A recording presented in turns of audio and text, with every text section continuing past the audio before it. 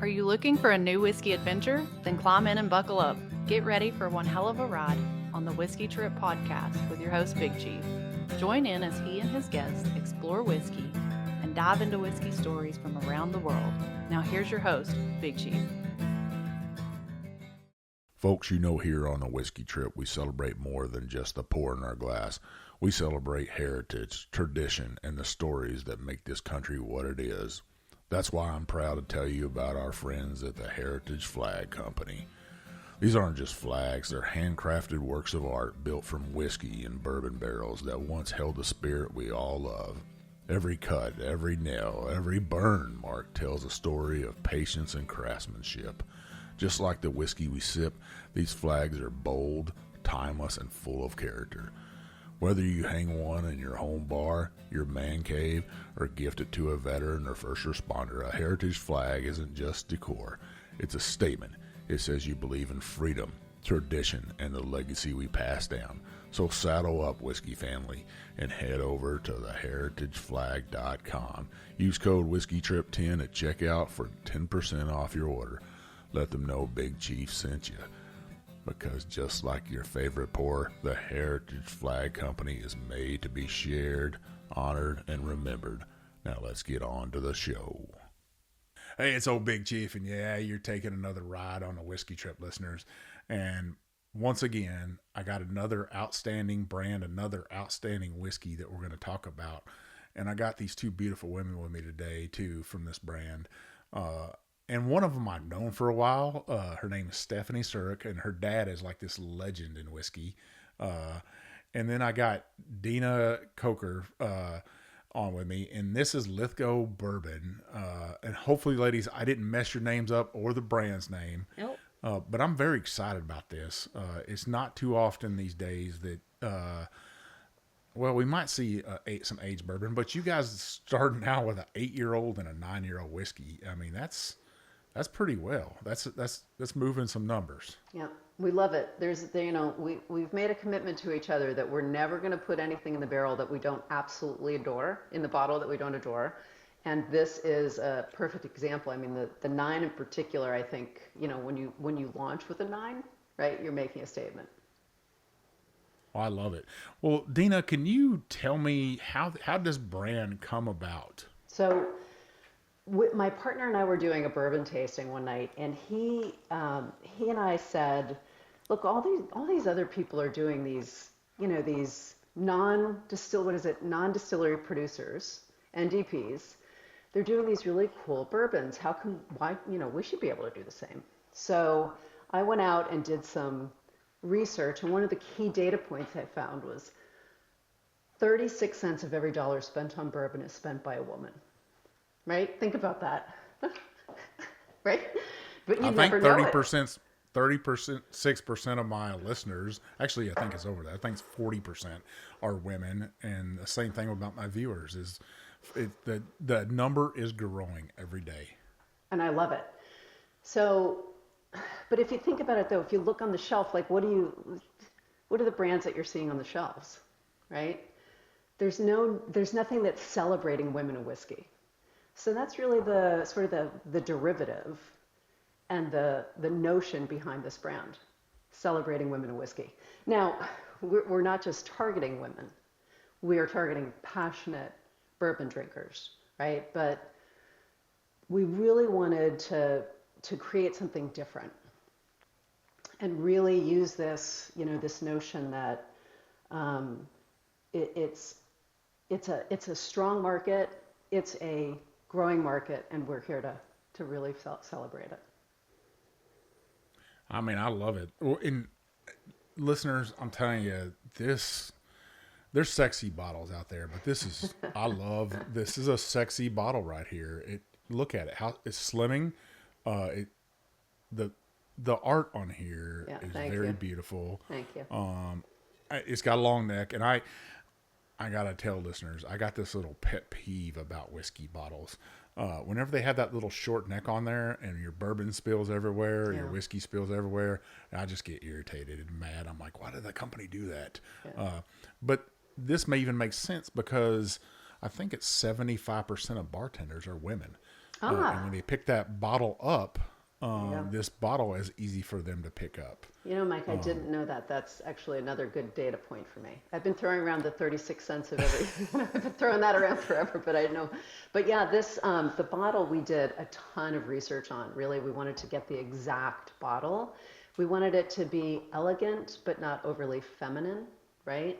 And the artwork that you see on it, I'm looking at my own screen to look at the back. But the artwork that you see on it is actually line art that an artist drew. She never lifted her pencil.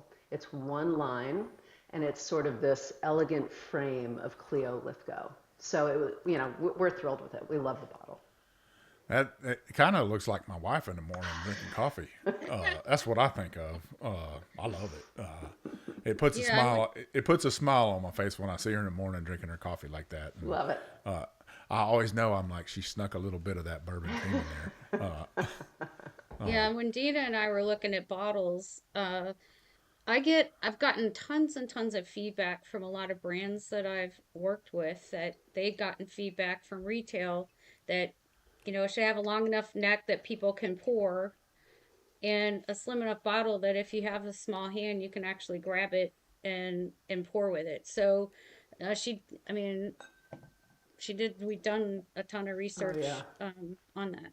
The other nice thing is that some bottles, like the Stag Junior bottle, which is called, I believe, and Steph, you might correct me if I'm wrong on this, but I think that's called the Nordic bottle. It's short, fat. A lot of people use it. I have one right here. Folks don't mind my label right here. That's old Big Chief on there. But this is the Nordic bottle. And actually, this one has a little bit longer of a neck than a Stag bottle. But it's hard for somebody with small hands, typically a woman, to grab this bottle up out of a well. Where this right here, man, and I wouldn't want this to be in a well, but they could grab a hold of this right here. Very beautiful. Now, Steph, it's 8-year-old Kentucky Straight Bourbon. What kind of whiskey is this? What's the mash bill? Can you tell me that stuff? Yeah, so this one's a 78-13-9. I do a lot of work. I do a lot of sourcing of whiskey for the clients that I have. I do source for Dina. I blend for Dina. So I'm always and I get asked frequently to evaluate whiskey and distillates for the clients that I'm helping to buy whiskey. I judge for people. So I am always I have access to different mash bills all the time, and I'm always paying attention to things that I like when I nose whiskeys. And when I was reviewing these particular barrels, what was interesting about them, I'm quite familiar with this mash bill, but when I get something that really has some sweet characteristics to it or some honey notes to it and all that really good vanillas and caramels, like a lot of whiskey can be hot, when you nose it, especially when you're evaluating it as a barrel proof sample. You're getting proofs that are in the 120s, 130s, and they can be really hot.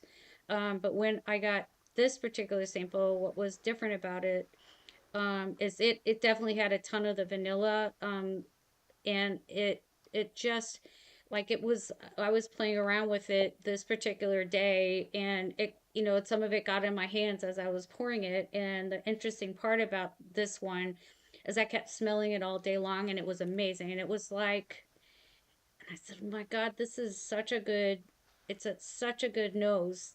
Like when it stays on your hands and you smell it all day long, it was like being in an old, Rick warehouse, with those real good smells. And,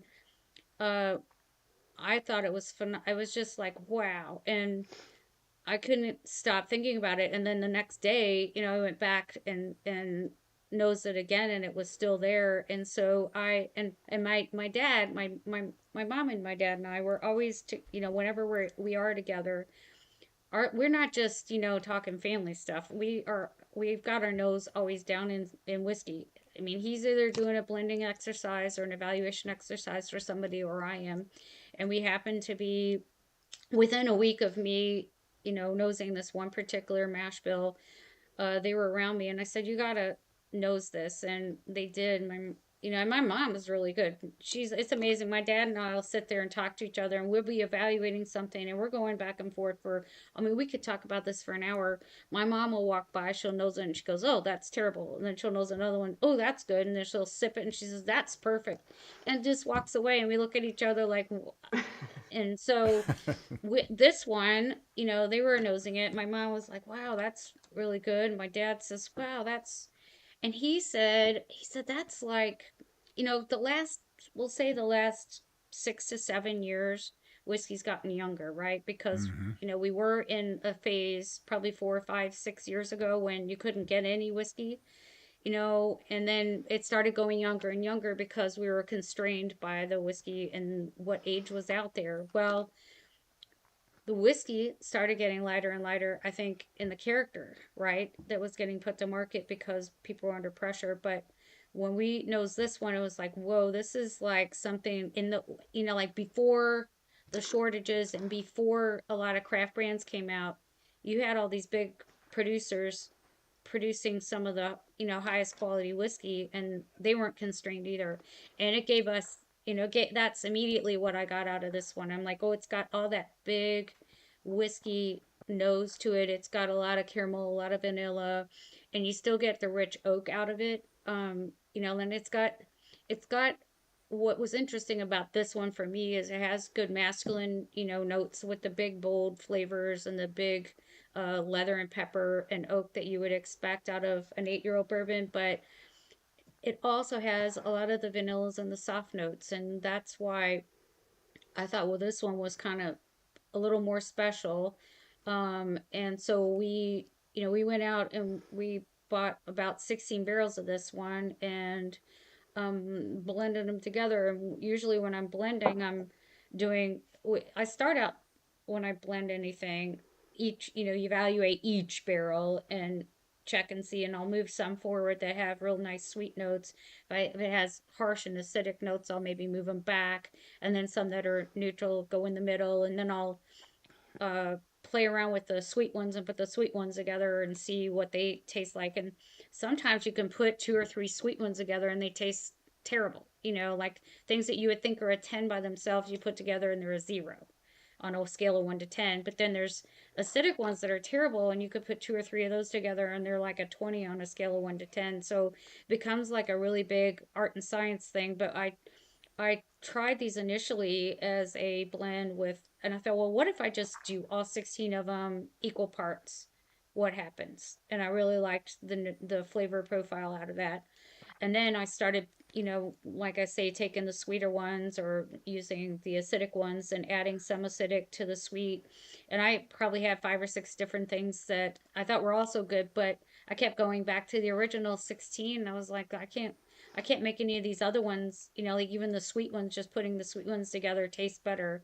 And I sent them over to Dina and we kind of evaluated them, and we came back that we were all in agreement that the 16 barrel blend was the one we went with. So this was a full on, we used the full stock of everything we bought and put it in this blend. And, Imagine I this, was pretty imagine this pleased job about she has, right? So that what Well, we came she, up with. Yeah. right, I don't have to imagine yeah, it. and she takes a picture of her kitchen island, which is massive, Yeah. and it's got like 1,000 of these all over it, and she's got like different measurements that you see, and I think to myself, I don't know. I mean, honestly, it really is. It's an art and a science, but it is I don't know if you're born with it or you are able to hone it over time or whatever, but what an amazing gift that Steffani has and then she sends it to me like, here's 3 to choose from. And I'm like, I'm not going to pick, you pick.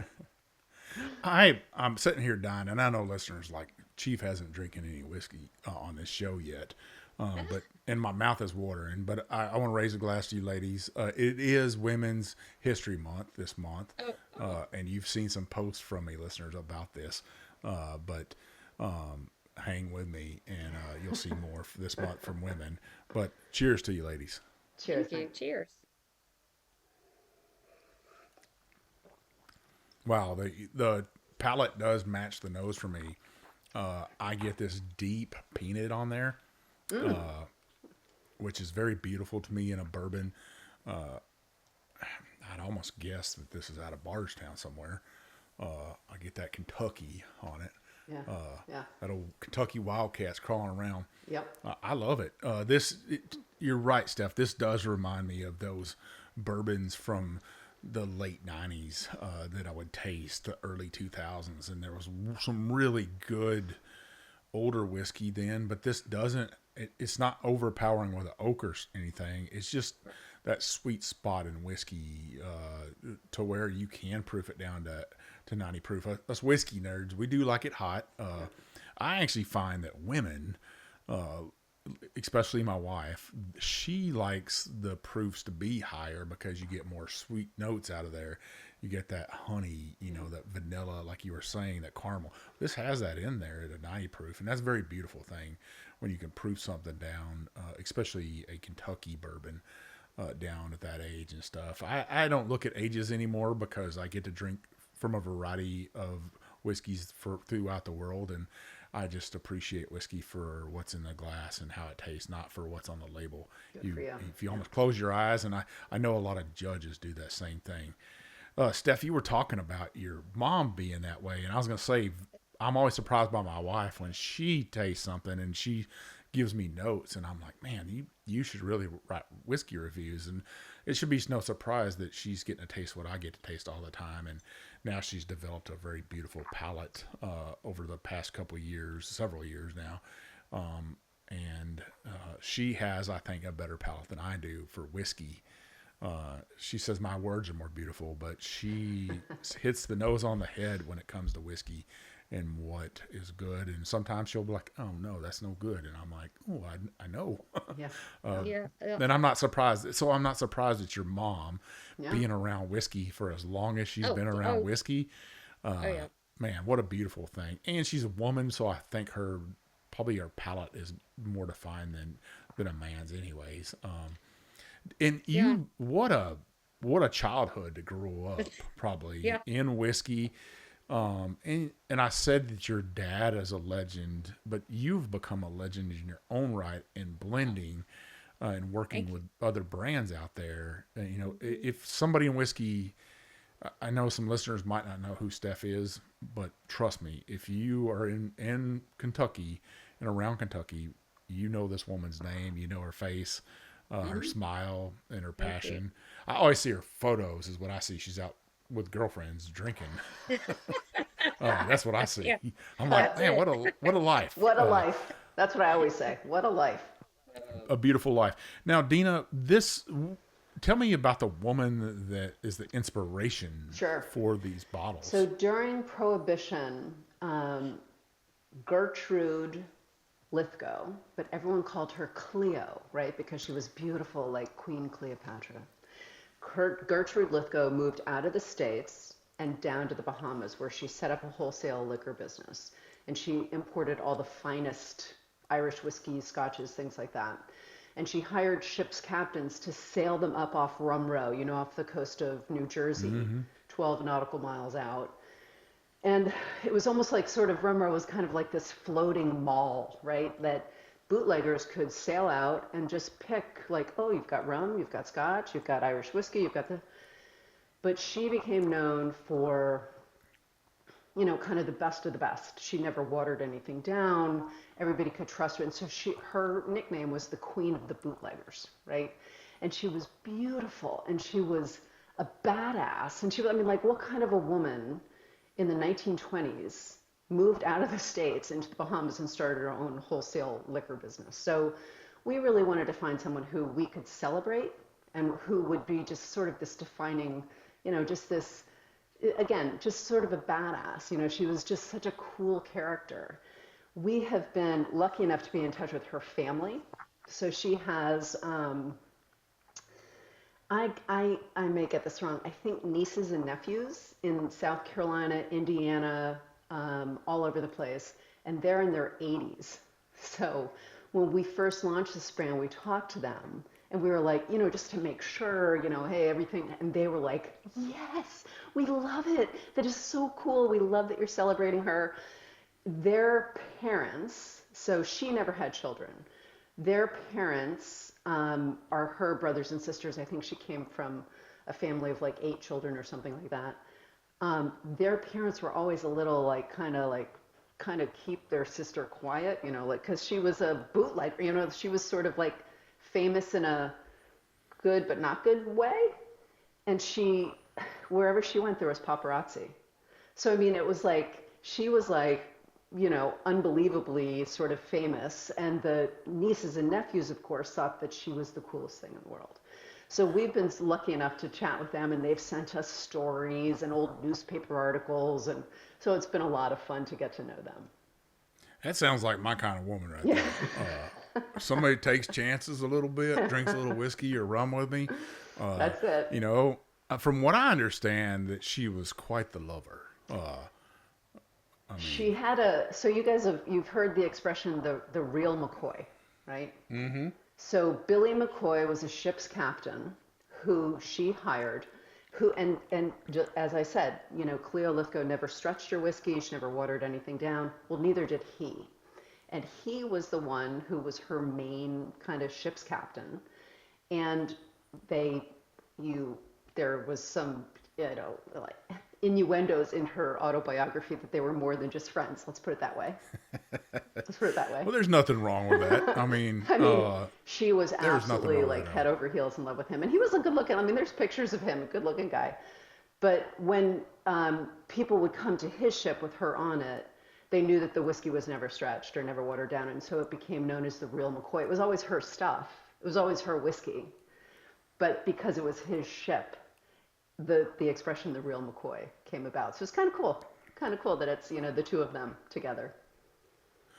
As I sip on this, and I'm shocked by the palate on this, it's got a medium to long finish for me. Yeah. And it's sticking on my palate, and those peanuts stick with me. And it always brings whiskey that has that note in it. For me, it takes me back to my childhood, to my teenager years of drinking a Dr. Pepper and then pouring peanuts in there, and then having peanuts and Dr. Pepper together. Yeah. That nuttiness to this, I just love it. Peanut that's... brittle. Yep. Or even if, and I know you two ladies are going to know what I'm talking about, because we're all from that era of the 70s to where when Halloween came around, there weren't candy bars and stuff. There were popcorn balls. Oh, yeah. With caramel all over it. Yep.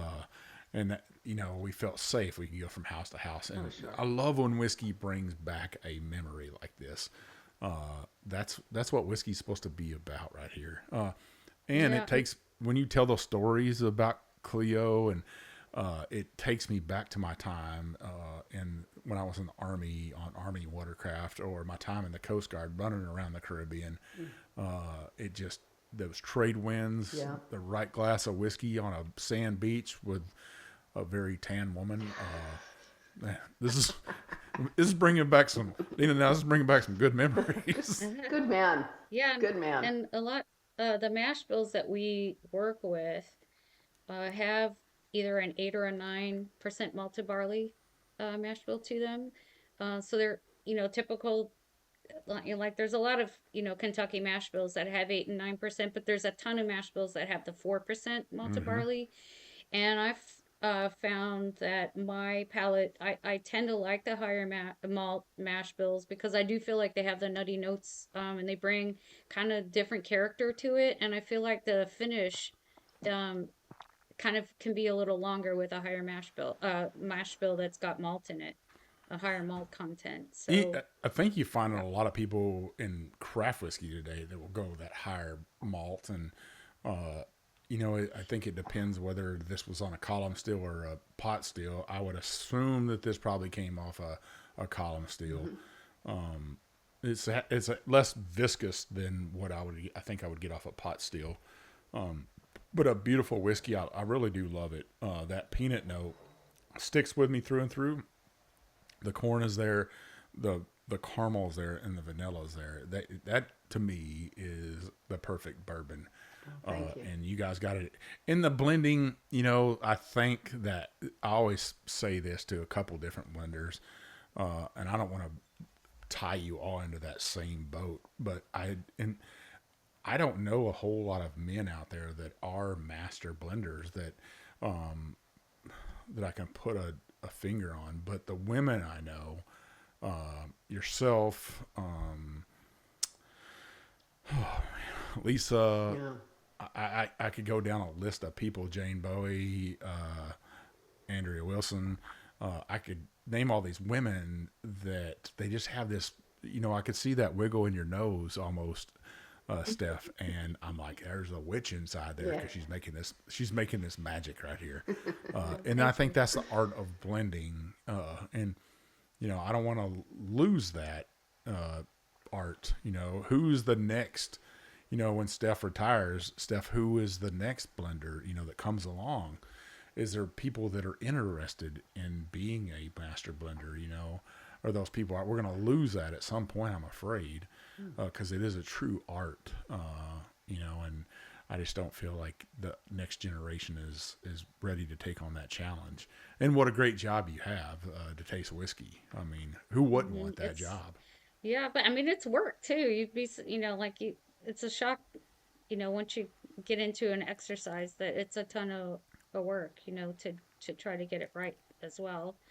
And even when I was doing this one, I told you I played around with it was only 16 barrels. It wasn't 300, like, but it took, it took days because I had, and I try everything at different times in the day too, right? So when it's 5 or 6 o'clock at night, you try it because that's when you're most likely gonna have, whiskey is at night after you've worked all day.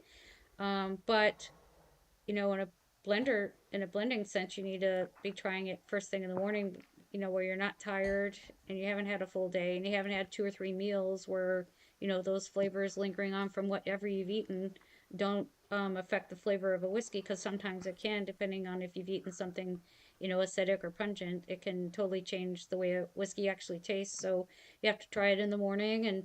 And this, I mean, I when I got to the 16 barrels, and I tried probably 7 different versions and came back, and this was the right one. I didn't just, you know, I blended it 4 or 5 different proof levels, meaning I left it, if I just dumped all 16 barrels together, what's that proof? And then, and it was too hot and acidic for me, and I thought, well, it might be too hot and acidic for a lot of people, and then I tried it. Well, what if I did it at 110? It was up in the 120s, Right. 130s when I blended it all together, and I'm like, it's way too hot. So let's try 120, because we will, when I find something that's, I can do just plain up, and someday it'll happen when I get a blend that I like, that I think is high proof. I'm just going to leave it as it is. But I'm also looking for something that people try and they taste and they really enjoy and they just want to keep sipping it and they don't want to have to add water, right? So this time, but I mean, it was up in the one, like almost like 128 to 130 was where it was without anything. And then I went to 120 and it was still too hot. I tried 110, too hot. I got to 100. I'm like, it's doable, but I'm like, it's still got this, hot bite to it. And it's not something I don't want to sit there and go, and then sit there for another minute and still think it's hot. I'd rather, so I got it to, and then I went to 95 and I did 94 because we had, a couple of blends that we had before this one that we're talking about right now that was, we left it at right at 94 because it was amazing. And then I was like, okay, what if I try? And I went to 80 and I was like, nope, that's like drinking water. So then I'm like, that's out. And so then I got to 90 and I couldn't, and then but I had all these others, like I'm saying, I have 5 or 6, maybe even 7 different proof levels sitting in front of me, and I kept going between them all, and I was like, this 90 is the one that I feel like, well, when you get the vanillas, you don't get a bite, but you get a little, I mean, you get a little in the front, and then it finishes, you want something that's creamy, like Yeah. like you want to be able to sit, and I'm like, I came from a family that's, I got a history behind me, and if I have the history and the heritage behind me, I better have something that's really good. There's a little different pressure, right? And so for me, I needed to have a finish that people like and they want to sit and sip on it for an hour or two, and want to enjoy it one sip, and a sip should last, especially if you're going to pay the money for it and it's 8 and 9 years old. it better last, a minute or two after each sip, and you better, enjoy it. And it should be nice and creamy and something that isn't chalky, and it Hmm. doesn't have those dry notes where your tongue sticks to your mouth. And I don't want to fry people's taste buds. That's I've judged high proof whiskey before, and it can really be too high, If and it can really if destroy it's not your viscous, it. I've It's had high proof whiskey that just it burns. Yeah. It's in, and somebody's like, "Well, you're not drinking it right." I was like, "I'm pretty sure I know how to drink whiskey," but yeah, and it should be an experience that you really yeah, like, And so for me, and I know I know me, but I'm personal. It's personal to me. I'm a 90 to 100 proof person. Like once it starts getting above 100 proof, I like it to be really smooth and something. It still should have some smooth notes, I mean, you can get to 120, and if it's smooth, and that's great. But there are whiskeys that are really smooth at the 120. So I just we'll eventually find something, and we'll get a blend that I think is like, whoa, I'm not going to change it. yeah. I think those 120s that are super buttery, viscous. It doesn't have too much spice on it. Those, those are some special barrels. Usually pot stills, you'll get those. I think something that comes off a column still that's 120 might be too hot for some people, and you just got to be very careful and know what you like to drink. I know what I like to drink. I do occasionally like to drink some 80 proof stuff if it's Irish or Okay. it's coming off a pot still. Yeah. Well, Every try it whiskey all, has its right? place. Yeah. Yeah. Yeah, I like everything. It's hard not to like good whiskey. That's right. That's right. The only thing everybody's always asked me, when I go to a doctor, there's like, are you allergic to anything? And I said, the only thing I'm allergic to is being women. That's all I'm allergic to. That's awesome. I like it. But That's funny. and my wife always like, what'd you say? And I was like, I wasn't meaning you. But no, But I really do love this whiskey. It's amazing. Thank you. Good. And Dina, I gotta compliment you on finding the right blender for your brand, and not finding somebody that doesn't have that heritage. You found somebody that has that heritage and that background. I think is amazing. Before we get to the half, I just gotta ask you, Steph, when you were a kid, did you get to run around the distillery and sip on whiskey? uh well, I can say they would rub whiskey on my gums when I was teething, and I can say there was probably a little drop or two of whiskey in my baby bottle. That's how, I grew up pretty much. Yeah, my dad, when I was growing up, I was real little, probably until I was 13 years old.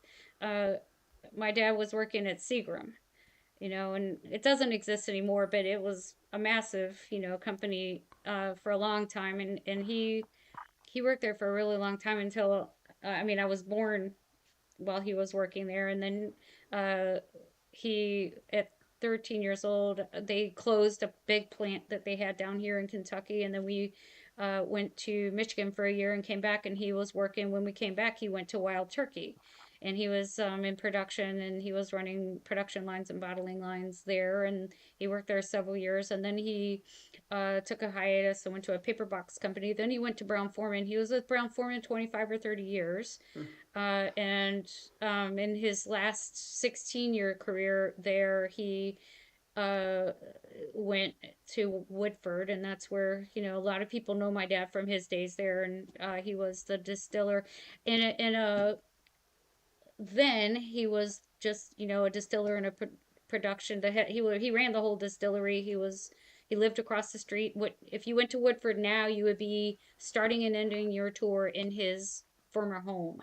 That was your guys' He home? That was my mom and dad's home. It's Really? unrecognizable to us now. We've been Yeah. since, and I don't even remember or recognize anything about it. But that is where they lived for 16 years, and he walked across to work and retired after 16 years there. It was weeds. I was 23 years old, and they took me in when he took on the project, and I mean there were trees literally growing where the triple now there's 6 copper pot stills there, Mm-hmm. but in that area, there were trees growing through the rooftop. It was all overgrown, and he was, in charge of the renovation of the distillery, and um, he started it And all. was your mom And like, what are we doing? What are we doing? yeah, yeah, yeah, yeah, Your mom was yeah, like, we're making a bad decision here. We gotta go yeah. Well, back. I So love that you told us that was his. I did not know that was their house, and I've been in that Yeah. the tour center there several times. I only live in like 20 miles down the road, and there's a little restaurant not too far from there called the Stave, and yep. we'd like to go there, eat there all the time. But what a beautiful story. Now, Dina, now that you own a bourbon brand, what was your first whiskey? So my dad was a bourbon drinker. My dad, who's 83, was a bourbon drinker his whole life, I guess, since he went to college. Um, and I, all I can say is I assume his favorite was George Dickel. So I'm just going to assume that's what it was because that's what he drank. My father drank so picture just a regular, highball, cocktail glass filled with ice and then as much bourbon in it. And so occasionally I'd be like, walking around as a little kid, like, and then move on to the next one. And it was that because it was not overpowering, right? So it was that much ice in it. So I'm gonna guess it was Dickel, which I still love today. I mean, they're really fantastic. There's so many fantastic bourbons, but I'm gonna guess it was that. And he still, to this day, is drinking it the exact same way. And he's drinking he does drink a lot of Lythgoe, which I love, but he's drinking everything else just like we are. Well, to me, hey, drink what you love. Drink it how you love it. For the longest time as a young man, going into bars and nightclubs and stuff, my thing was a 7 and ginger highball, Yeah, and I'll always sure, make it a double. sure. Um, Yeah. and my wife, when I met her, she's like, "Do you know how to order anything else?" And I'm like, "Nope, this is what I drink." And she was like, "Wow." And I was like, I'll drink whiskey neat. But, on a hot day, after a hot day in the sun, sometimes a neat glass of whiskey just doesn't hit it right. And Yep. that you need that ice. So drink it how you want it. Drink it how you love Exactly. it. Yep. That's all that matters. And, I've heard the greats, the master distillers out there, we don't care how you drink it Yep. as long as you buy it.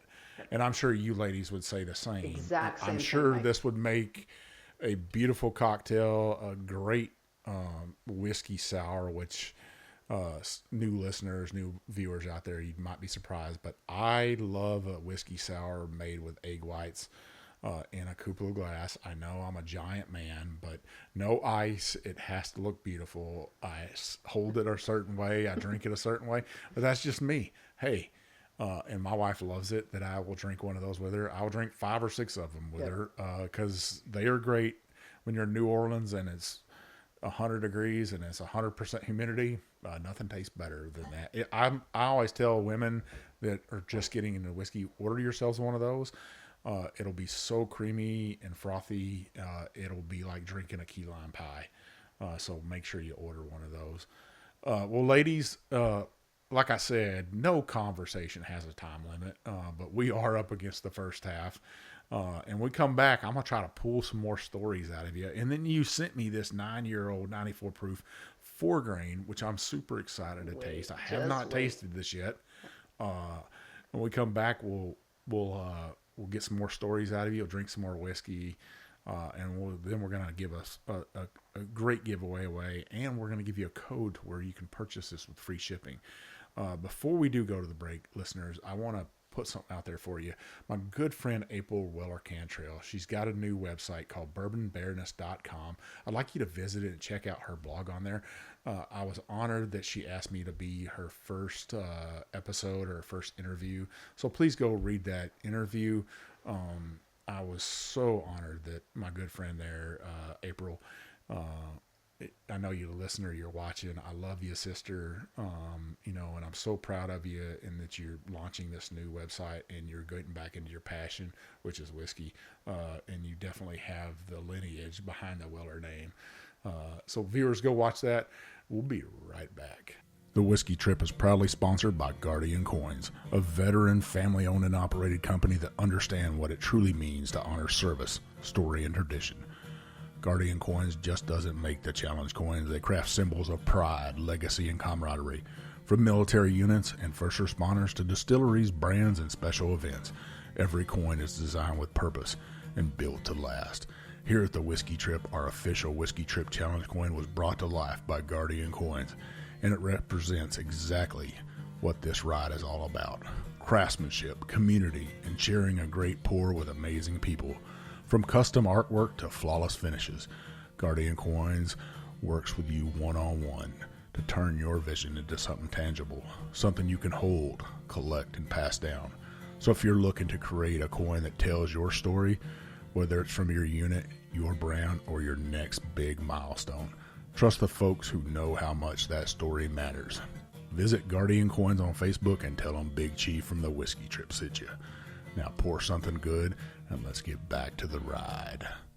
All right, listeners, this is old Big Chief, and yeah, we're back for the second half with Lythgoe Bourbon, and I got Steph and Dina with me, and I poured another glass of whiskey, and surprisingly, I cleaned out that last glass, but this right here is your guys' 9-year, 4-grain, you know, in the same bottle. This is 94 proof right here. I was trying to get the I'm very excited for you to try this, Mike.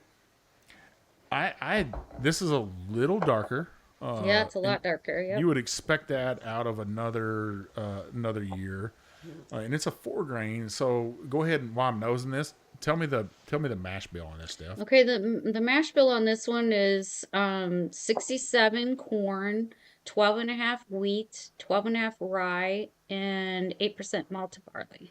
So it's, again, we're at the, you know, like a higher malted barley than a normal, you know, 4% mash bill. So what I liked about this one so this was part of our first ever release. You know, this is my first ever release as a master blender, you know, coming out of my own, you know, family roots with, you know, trying to step apart from the family last name affiliation.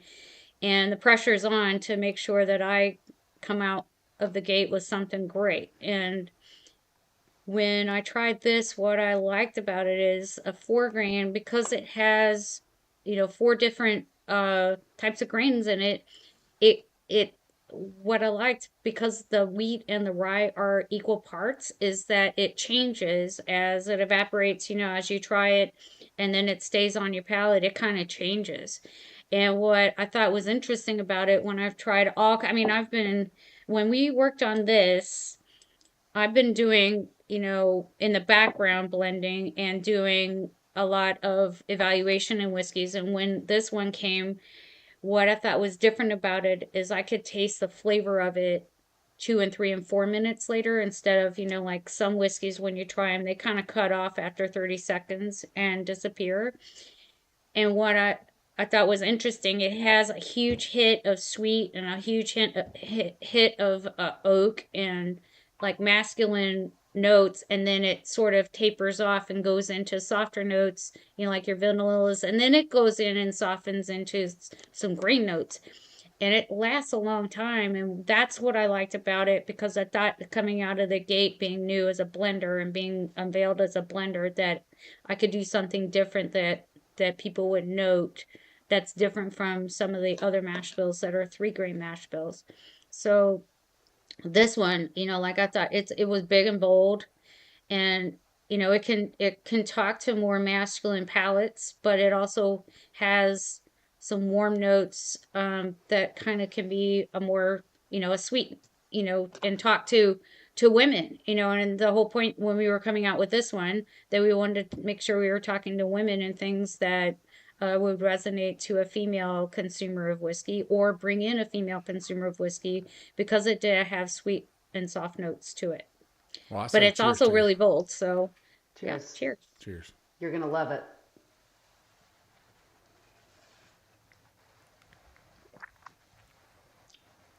Yeah, that's I Nice, huh? like that. That is very, very nice. I think that the wheat and the rye play good together. It's just enough age on it to let that wheat stand where it needs to stand. I think some people miss the mark on wheated bourbon. No matter where it's from, whether it's from Texas, Colorado, Kentucky, each one you would have to age it differently because of the climate, because of the humidity. But I think this is just perfect. That 9 year, reminds me.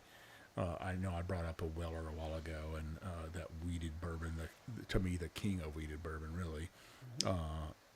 That wheat stands out in this to me, but the rye spice is still there. It's everything that a whiskey should be to me, and it speaks to me clearly. But I could see a lot of women loving this. And the honey notes are still there, and I know right now, like, my wife really isn't a hot honey on her pizza and everything we order. She's like, let's get some hot honey. And I was like, oh. And then we have it in our cabinets, and I'm in the wintertime, listeners, you might be shocked, big old guy like me, but I love hot tea in the wintertime. Especially if I've been on a podcast or I'm at work talking a lot. It just soothes my voice, and I love to put honey in it and maybe a little bourbon, but never make that mistake of putting hot honey in your tea. You'll regret it.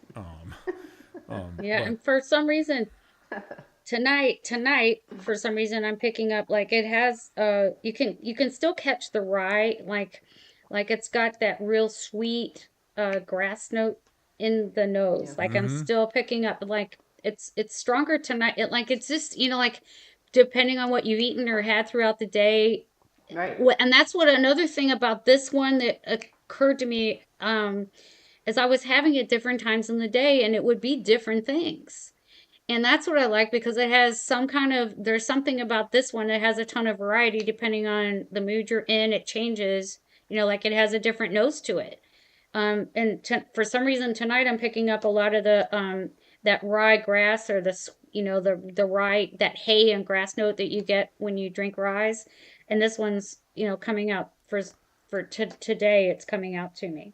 I love both of these, and I wanted to point out a lot of people I see blinding whiskey out there, and they know the whiskeys they're going to blind. They'll pick all these whiskeys out and set them there, and they'll have like three rye bourbons, and they'll have one wheated bourbon. And I'm like, to me, is some people, somebody last week said, you're an expert whiskey drinker. And I'm like, no, I'm just a bourbon bullshitter. I don't know what I'm talking about. But they were like, could you pick out something like that? And I'm like, absolutely.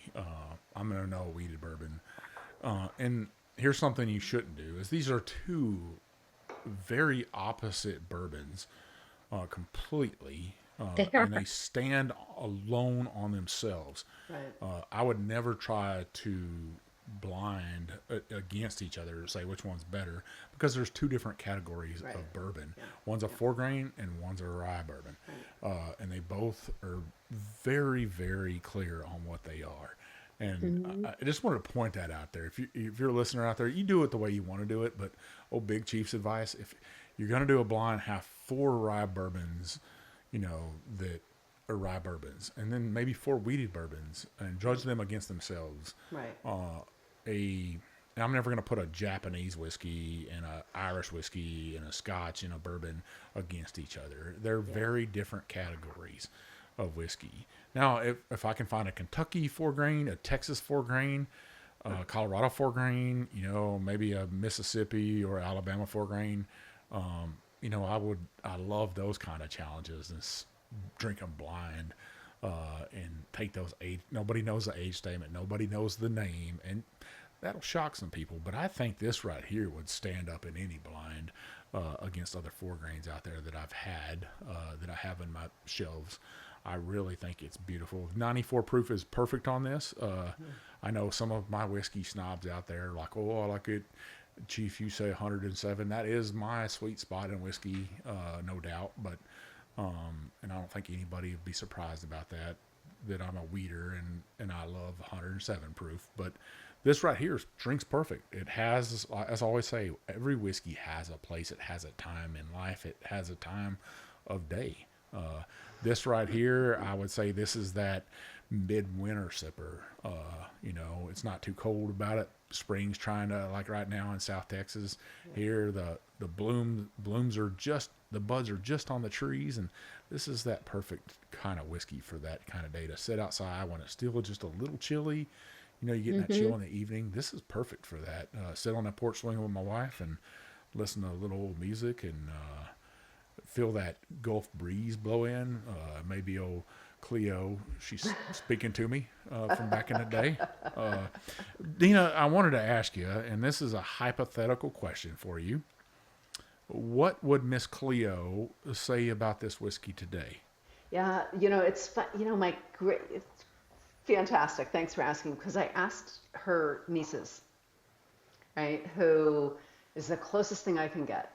And Steffani and I always talk about we're never going to put anything in a bottle that wouldn't make Cleo proud.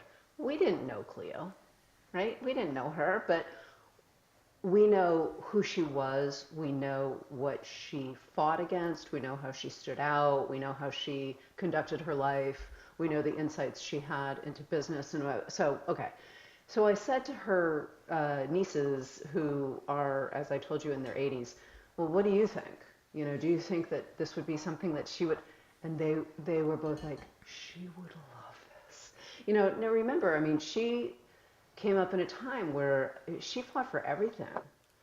Her autobiography is amazing, but there's a lot of, I had to fight for this. I had to get in. I had to do that. It was not easy. It was very difficult, obviously, for a woman. And so the fact that we were, kind of lifting her up and giving her a voice was something that her nieces thought she would just absolutely adore. So I'm going to speak on behalf of her nieces who are, in their mid-80s, and God bless them. They probably, would be like, well, Dina, you cannot speak for us, but I'm going to do it anyway. And I'm going to say that she would be thrilled. She would. Imagine this woman who was probably born, I can't remember the year she was born, but let's say it was like 1901 or 1902. Think about the difference that she would see from the time that she was born to the day today, and the Steffani Scheurichs and the Lisa Wickers and we could go through so many women who are now standing out in the whiskey industry, and how lucky are we to have these women? And to your point, Mike, I'd love to hear your thoughts on this. I don't know about the next generation. I don't. I'd love to hear your thoughts, but she was able to make a stand at this very unique time, right? It's 100. The biggest bootlegging year in this country was 1926. It's 100 years. I feel like there is a group of women that I personally know that are that next generation of women, and I personally know them. Ashley Barnes. Ashley Barnes. Yeah, she's absolutely. They're doing amazing things over there. Between Monica Wolf and Ashley Barnes, they're doing some big, bold, amazing things. So I think she's probably not even the next generation. She's already here. I think you are right, but there's a next generation already out there that are distilling whiskey. Samantha at Garrison Brothers. Michelle, she's up at Iron Root, and while she's not a distiller, she's cutting her teeth in whiskey. Ariel Yon, that used to be with Woodinville Whiskey, now she's over at Jim Beam working. She is very young, very talented woman in whiskey, and there's a plethora of women. Nancy Fraley, she's sure. Yeah. The whole a lot of industry has been built on Nancy Fraley's nose. I think Nancy is the reason Steel Austin is, besides my buddy Emiliano over there at Steel Austin, but Nancy the nose is, she's legendary.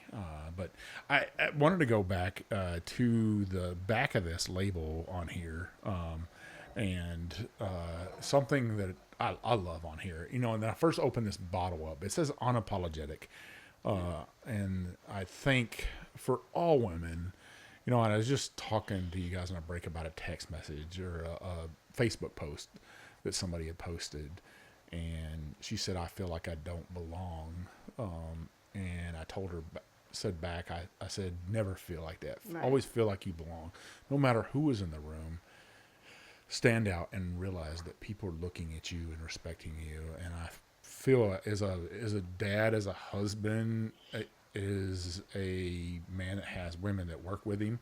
I want them to feel the same way, and I want all women in distilling to feel that way. Be unapologetic for who Good you man. are, Yeah. and stand out in your craft. Know that you can do it just as good as any man out there. So, Mike, you have just made the statement about the DNA for Lythgoe. I mean, we, as I said in the beginning, we want to celebrate women in whiskey. I mean, there are so many brands out there, all the biggies, Jim Beam, Jack Daniels, Evan. I mean, there are so many brands celebrating men in whiskey, but there's really none. I mean, there's one or two now, which we're all like, good, all, all boats rise. But there's none that celebrate women. And again, we're not just targeting women. I want guys to be drinking old, young, I don't care. Just drink it, try it, see what you think. But we want to celebrate, and each one of our expressions will always pick a unique woman in the whole history of whiskey and celebrate that particular woman. Just want you to know about her. We just think she's kind of cool. She's unapologetic in her own way. She's done something interesting. We're going to do some things in the future about having some contests talk to us about who women in whiskey history, and maybe we feature somebody that, our audience brings to us. But there's all sorts of amazing women. As you know, I mean, Mike, this is the perfect month for it, right? Yeah, well, it is. Time. And while you're saying that, I'm like, man, and there's all kinds of women that have been buried in history. I was just having this conversation about women in the history of whiskey that we are like, oh, I'm the first woman to do this, and then you look back and you're like, maybe you're not, And I'd point out Catherine Carpenter, there you go. the mother of the sour mash process. I know a lot of people would be like, well, Dr. James Grow is the father of that. He created it. No, he technically stole it from a woman, from her recipe book. Yep. Look it up, folks. If you don't believe me, that's the story, and I'm sticking with it. Yep. But there's plenty of women out there that have cut their teeth. What would Maker's Mark be without a woman, without that wife that said, hey, let's boil some wax in a crock pot. Without Bill's mom, right? Yeah. Where would we be without that?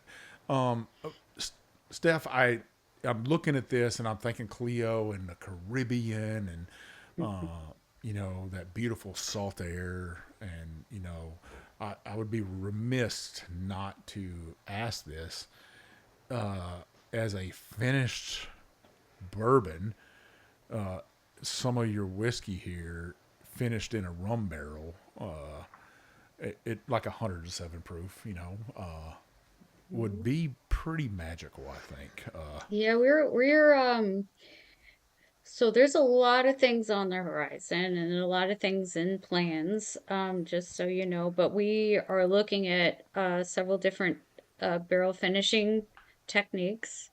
We're exploring a lot of different barrel finishing techniques, and a rum based on the story would make a ton of sense. And also, there are a lot of different wine finishing techniques. We can do wine barrel finishing techniques, and we are exploring a little bit of that as well. So, yeah, there are things in the horizon. There are also, but and Dina kind of touched on, we don't release anything until it's ready. And we, just so you know, we spend there's a huge expense in making sure that the whiskey is perfect when it gets released. And, there's some things that we've evaluated, and, like a lot of it was, if it was 7 or 8 years old, it looked, potentially that goes 3 or 4 years old, depending on where it was in a warehouse, if it was palletized or ricked. Right. And we've spent like a lot of money moving things to places where we felt like it was worth the money to age it so it's perfect. And there's a lot of things behind the scenes, that we are doing to be sure that it's, anything that gets released, people will know that and associate with that brand that it's going to be pretty amazing. So there's a lot going on in the background. There's definitely there's other things that are ready to go now, and I'm in the next phase of our next few releases, and we've got probably 6 or 7 different releases that are ready to go soon. So it just depends on the types of ladies that we decide to pick that we think are uh perfect for putting it on the bottle. But I mean, there's a lot of really good stuff in the works, and yeah, we're exploring um a, a ton of different things, and the fun part about blending is you get to play around with it all. So What's your Steph? What's your mom's name? Adela. Now, I think that's Yeah, there we go. There you That's the go. first one, right? that would Yeah. be a pretty badass bottle of whiskey right there, I believe, and the stories that she probably could tell, and the Oh, she'd whiskeys probably that tell a she's few. probably got to taste in her life That's would just true. blow people away. Probably in a lot of people, and I mean no disrespect, but a lot of people probably overlook your mother when your dad or you around because they know the both of you. But I'll tell you right like my now, wife, she's had to yeah, put up with a lot of bullshit. that's it. I'll tell you right, Matt, and my dad and I don't overlook my mother, Yeah. that's for sure. There's two people who don't overlook It her. oh Right. Right. absolutely not. Right. Oh, Well, I think that would be a beautiful name for a whiskey. Good You job. know, Well, what well, a thank great you. We will tribute. take that under consideration. that's Thank you Like for that. it. Big Chief always had. I'm the guy with bad ideas, for sure. No bad ideas. No bad Nope. ideas, my friend. Nope. Well, I love the history behind this. I love that you're going to honor those women's names out there and bring them to light. And I hope I see names like Catherine Carpenter. The women in there in history that have really stood out. And how I missed. have to. How is there not a Peggy Nose Stevens whiskey Well, out there soon will be, but there? but by the way, we do have what, but this sold out so fast. I can't. I mean, I have. We haven't even talked about what's sold out, but we have a Catherine's Legacy, which is named after Catherine Carpenter, right? Right, I and we love it. I talk love it. about the fact. By the way, her recipe is in the Kentucky Museum of Natural History or something. I'm probably getting that wrong, Stephanie. But I mean, we've already. I mean, trust me, we've already celebrated Catherine Carpenter. I mean, think of it. She's got like 12 kids. She's trying to put food on her table. Her husband's dead, so she's making whiskey, right? And she's the first recorded, actual written recipe. Yeah, I think a lot of people don't understand the sour mash process, the sweet mash process enough. It doesn't get brought up enough. And the blenders out there right now, I mean, good Lord, if you could bring in all the women blenders out there right now that are legends, absolute stunning legends in our business. Like I brought up Jane Bowie. She's got her own thing going on right now at Potter Jane. But whenever I've worked with her and I've sat with her and Denny, and she's just spitting out like notes and what she's tasting and chemicals, I'm just like, oh my God, I'm just an old country boy from the hills of Texas. I don't know a whole lot. She's very powerful woman. Yeah, And she's pretty amazing. it's the Yep. same thing when I met this little 4'11" Spitfire over there at Wilderness Trail. I was like, what a powerful woman. And you walked straight up to me and said hello, and you're like, what's your name? And I think Susan Rigler was right there beside you, and so many Another other name, greats. right? Another Yeah. name we should, right? Yeah, I mean, I could go to town on some people and say, hey, these are the women that I respect so much, but it's like I said, the younger women too that have caught my eye as a distiller or a blender or somebody that's very passionate about whiskey. A woman in Atlanta right now, her name's Tanya Cole. I wouldn't call her influencer, but she loves whiskey. Very, very beautiful palate, and understands it and is in it for the right reason. She doesn't need whiskey in her life. Whiskey needs her in his life right now, and I think it's more important than ever that we say that we need women drinking whiskey Everybody says there's downturn. I don't know. There's a downturn for the big boys out there or the big brands. I think craft distillers are hitting it on the head right now, and big brands are trying to figure out how to recreate themselves. So, and I think it's brands like Lythgoe that are figuring it out really quick. You're cutting your own edge in the business, and Dina, like I said, you couldn't have picked a better blender. I know. I think that's important. I know. I know. Steph's like, you're blowing smoke up my ass. Chief, No, but no. I'm not. I say it to her all the time. I say it to her all the time. She's probably sick of it. But, you got to say it. You got to be grateful, and you got to. And by the way, this industry is filled with grateful people, right? I mean, we're all very collaborative. We're all very kind. We're all very giving, and So I'm just very lucky. I mean, we were introduced to Steffani, 10 years ago or something. So I don't know.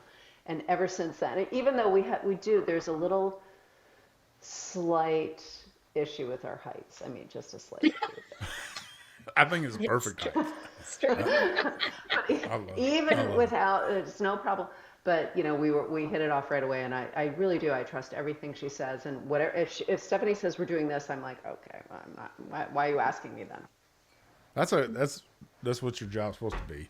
Well, we're up at the end of the episode, but let's tell listeners where they can buy Lythgoe Bourbon, where they can buy your expressions, and where they can find what you have coming up. What website do they visit, and how do they get their whiskey in your hands? So you can get it in store in both Kentucky and North Carolina, but go to lythgoebourbon.com because you can. I think we ship it everywhere except for Utah. I'm pretty sure everywhere but Utah, or maybe South Dakota. It doesn't matter. Pretty much everywhere, right? We're going to give you guys a free shipping code because I don't want that to be in any way a hurdle for you guys to get a bottle. I'd love for you to get a bottle. It'll be whiskey trip will be just in the promotional code thing, and the shipping is on us. I appreciate it. I know my listeners appreciate that. I know there's some guys and gals out there. I call them grown women that like their whiskey a little bit. Shout out to Jamie over there in Georgia. I know you'd love some bottles of this right here. So I think that free shipping is amazing. Now, we got some giveaways for this show, and it's important to me to do giveaway, to give back, listeners, give back more than you take. I believe that's something we should do in life. Is if you've gotten somebody that put a hand down to you and helped you up, lifted you up in life, give back to somebody else and lift them up. So, I'm going to keep these giveaways going and stuff. This week for you, as always, I got a good giveaway. They've got a 3/4 zip or quarter zip. Quarter zip. For whoever wins, I'll send Dina the size for that person, whoever wins, and we'll get it shipped out to them. I've got these two beautiful samples right here of 200 milliliters. That's about a third of the bottle, a little less than a third of the bottle right there. But those two samples of this 8-9-year-old, and then I'm gonna throw in a Bourbon Bullshitter T-shirt because you got to be rocking one of those with the Whiskey Trip logo on the back, and then one of my Whiskey Trip hats, one of the Richardson hats. I think that's a beautiful giveaway. What I would love for you to do, listeners, to get this giveaway is I'd love for you to put an emoji of a woman on there on the post. Tag 4 friends. Try to make it 4 women. Let's get some women joined in with us. And then make sure you follow Lythgoe Bourbon on Instagram and on Facebook. And then follow the Whiskey Trip. You got to be 21. You got to reside in the United States. I'll give this giveaway away on Monday evening at 6 p.m. I'm going to change the time pretty soon here because that sun is about to kill me here in Southeast Texas. But 6 p.m. For this giveaway. We'll let it go all week. Put in for it as many times as you want. I am paying attention who's sticking with me on this ride right here on the Whiskey Trip. So keep putting in for these giveaways. Like I said, I see who jumps off and then who jumps back on, and I see who's riding with me the full time, and then that supports these craft distilleries out there, these brands like Lythgoe. I'm watching and paying attention, and I don't use a randomizer. I pick people that truly deserve these giveaways, that support brands, that support people. If you had negativity on your page, you're probably not going to get picked. I just put it out there like that. That's the truth. That's the God's honest truth from old Big Chief. I love people that are positive every day of life. Some people are at my work think that they're like, what did you drink this morning? Because you are hyped up. And I'm like, I'm hyped up on life. And if you don't like it, man, you better go on, because I'm about to get even more spun up throughout the day. So stick with me, listeners. You'll get more giveaways like this. But I think that's a great giveaway, ladies. What do you think? Love it. Absolutely. Love it. Stephanie's like, I want this giveaway. What else can we put in there? I mean, come on. Yeah. I mean, seriously. That's amazing. That's a good giveaway. I'll just tell you, we appreciate the support from people like you, and your listeners, and all the people that intend to go out and support our brand. We really appreciate it. Well, I think it's important to support women-owned brands. That's, to me,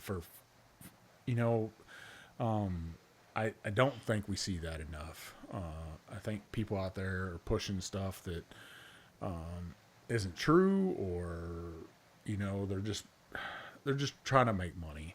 This is supporting women out there that didn't have their story told, and that's important to me. It's important to me to tell Dina's story and Steph's story. Steph, I don't see your face on or voice on podcasts, on YouTube shows enough. Nope, you're the only one I've ever done, if you can believe that. And I feel, you should just say first, Steffani. That's it. First. You're the first. Yeah. Well, this is the first of many, and I know you're going to be on more, and you need to be on more. People need to know your name. You need to be a household name out there.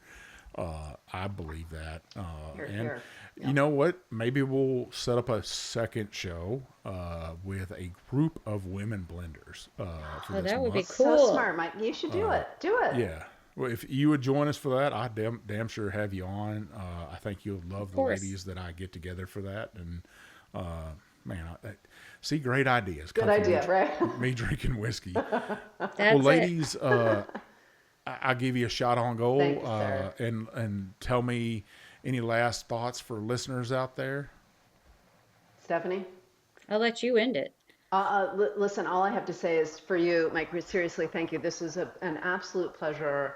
I am so thrilled to be able to promote Lythgoe with you and tell the story. Let Steffani tell her personal story. Let us tell the brand story. You've been very generous. Thank you so very much. Well, I really do appreciate it. Thank you both for, once again, joining the Whiskey Trip family, taking this ride with me, and sharing whiskey with me. Listeners, you know where you can find Old Big Chief on social media. You can find me at the Whiskey Trip on Facebook, Instagram, TikTok, and now on YouTube. Make sure you hit that subscribe button. That's very important to me. If you're listening to me, make sure you listen to Matt, Mark, and the crew over there at the Bourbon Life on Spotify, on Apple, on Amazon Music. If you really like what they're saying, if you like what I'm saying, leave us that 5-star review. Leave us some comments. Those comments, those reviews open up doors to great whiskey companies like Lythgoe Bourbon, and get great guests on my show like Steffani and Dina. I'd be remiss if you didn't do that. Go ahead and take those comments off Apple Podcasts and put them over on my Facebook page, The Whiskey Trip. I would appreciate that. I'm at 104 right now, and it's growing every day. My followers growing, and that's because of the grassroots movement out there of people that are following the Whiskey Trip. I don't buy followers. It is growing by word of mouth and people viewing it. So I really do appreciate that. I appreciate the support on the giveaways and supporting craft brands out there. Somebody called me the king of craft. Well, guess what? I'll take it. I love it. I'll talk for brands out there that don't have giant marketing budgets, that need a voice. I'll be their voice. So go out there, support crafts, support small brands like Lythgoe Bourbon, and you won't be disappointed. Yeah. But go ahead. We'll unapologetically do a cheers to the Whiskey Trip. Well done. Cheers. Maybe Cheers. Steph's had too much bourbon tonight. That's okay. We love it. Well, listeners, until next time, keep following me on all social media platforms. One last thing, if you would help me out, help an old veteran out. I got a charity out there, Frontline Heroes Outdoors.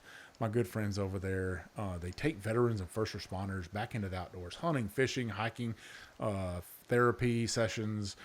They take them to baseball games, football games, all kinds of stuff. I want you to look at that QR code that my niece Kenzie is going to throw up there. Go to that QR code, donate, help a veteran, help a first responder, get back into the outdoors, get out into life and ease their stresses of their jobs they've had to do. No better time to do this. We're really going to need it with what's going on in the world. And then say some prayers for my family right now. I'd really appreciate that. Stresses of a military family are very tough out there. And we are a military family. We have a son in the Air Force. So just keep us in your prayers that he doesn't have to be put in harm's way. I really appreciate that. This is Old Big Chief, and thanks for taking this ride with me, baby.